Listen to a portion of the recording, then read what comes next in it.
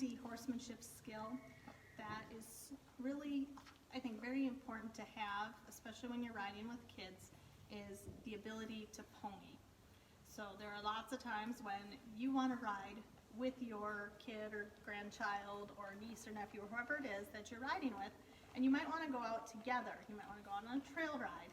You might just want to be able to ride in the arena together. And being able to pony is one way that you can both ride at the same time. Now, you need to practice this, and preferably you want to practice this not when it becomes necessary. So, for example, you really don't want to have to practice this on a trail ride when your child can no longer control their pony on their own, and you don't want to have this be that last minute, now I need to pony, and you've never done it before. So taking some time to practice ponying when you're in a small enclosed arena is a really good tip and a good thing to practice before it is a skill that becomes necessary. So a couple of ponying tips. Again, practicing it in a small enclosed arena for the first few times so that if you get tangled up and you need to let go of your pony horse, that it's not the end of the world. Really wanting to make sure that you don't get tangled up. So having your horse that you're riding should be pretty darn broke. This should be a horse that you can control with a neck rein, that you can control very well with your legs. This shouldn't be something that's very green that you need to worry about. Your pony horse needs to be solid and steady and a horse that you trust. Then practicing with the pony, one thing to kind of keep track of is how you're holding your lead rope. There's a couple of different ways that you can do it here.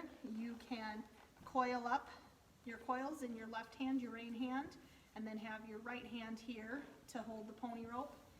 Sometimes people will just fold it and just hold it with their one hand if they're not intending to dally. You really want to watch though that this excess doesn't get stuck in your own foot. That's a wreck waiting to happen. So making sure that either you fold it up so that it's short, or if you want to carry some of it in your other hand, just making sure that you don't have something that you can get tangled up in. If you do choose to coil it and you want to dally, then remembering, just like any roper would, keep your thumbs up and keep your fingers out of there so that you're not getting into any trouble. Sometimes with my kids' ponies here, if they're tend to be a little bit on the lazier side, you can dally to kind of help pull them along.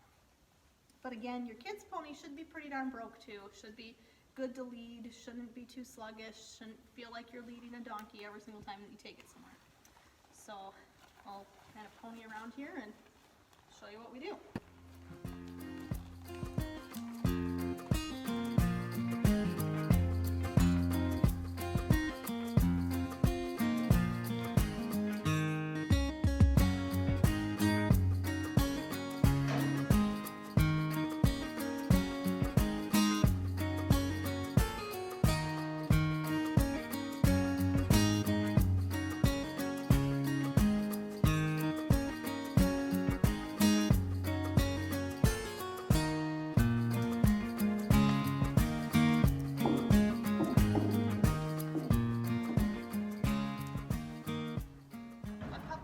Considerations when you pony is to keep the horse that you're leading, keep their head close to your leg.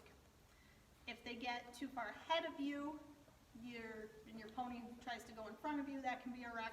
If they get to where this rope is too long and they get behind you, you can get your rope underneath your horse's tail, and that's not any fun either.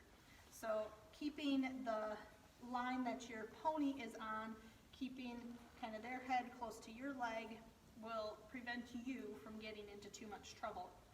So kind of keeping your spacing and being aware of that is another thing to keep track of.